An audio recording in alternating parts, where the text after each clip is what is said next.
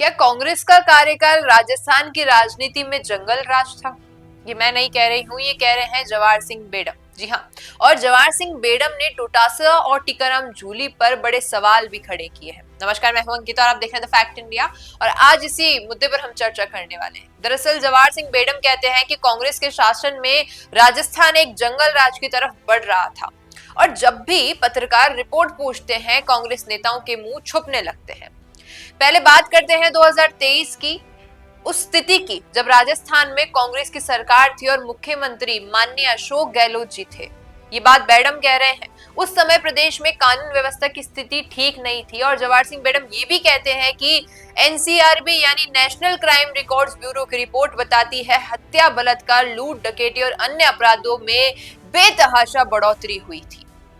मतलब साफ है, राजस्थान सरकार के समय कानून व्यवस्था कमजोर थी और अपराधियों के खिलाफ कठोर कदम नहीं उठाए जा रहे थे। अब बात करते हैं 2024 के बाद की, जब हमारी यानी कि जवाहर सिंह बेडम कह रहे हैं कि बीजेपी की वर्तमान सरकार बनी और भजनलाल शर्मा की जो सरकार है, जो मुख्यमंत्री है भजनलाल शर्मा, उनकी सरकार बनी, तभी कानून व्यवस्था में सुधार आया। जवाहर सिंह बेडम का कहना है कि हत्या के मामलों में 13% कमी हुई, बलात्कार 7% कम हुए, डकैती में 20% की कमी दर्ज हुई, बलवा जैसी घटनाओं में कम से कम 76% कमी हुई। इसके अलावा आरपीएससी पेपर लीक जैसे मामलों में 300 से ज्यादा गिरफ्तारियां। मतलब अपराधियों और भ्रष्ट अधिकारियों पर अब भी अंकुश लगाया जा रहा है।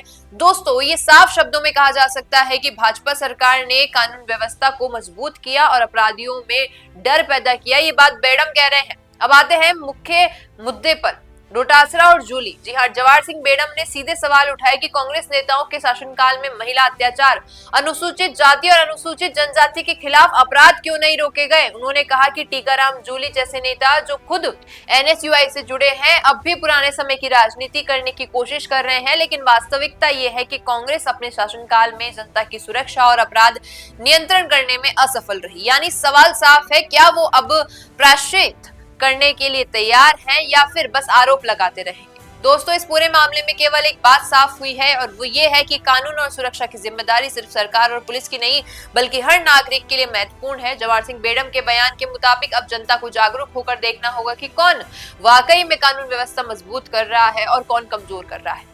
क्या कहना है आपका जवाहर सिंह बेडम के इस वाक्य पर, बताइएगा कमेंट में। बिजनेस अच्छा हो सकता है, लेकिन अगर नाम नहीं दिखा तो पहचान कैसे बनेगी?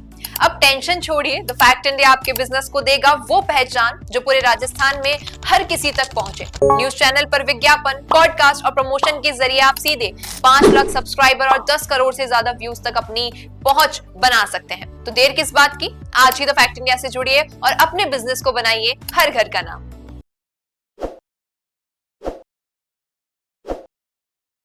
ताज़ा खबरों के लिए विजिट करें द फैक्ट इंडिया की वेबसाइट और डाउनलोड करें द फैक्ट इंडिया ऐप।